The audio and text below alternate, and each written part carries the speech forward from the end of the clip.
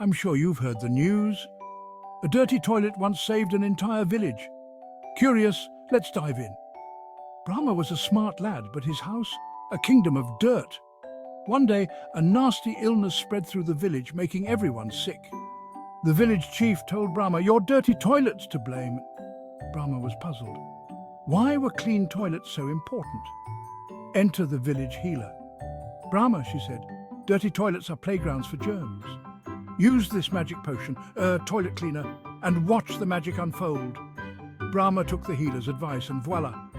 His toilet sparkled, the smell vanished, and the germs were banished. He spread the word, and soon the whole village was gleaming and healthy. Brahma learned the power of cleanliness and shared his wisdom. So remember, folks, a clean toilet is a key to good health. Subscribe and share. Stay clean, stay healthy,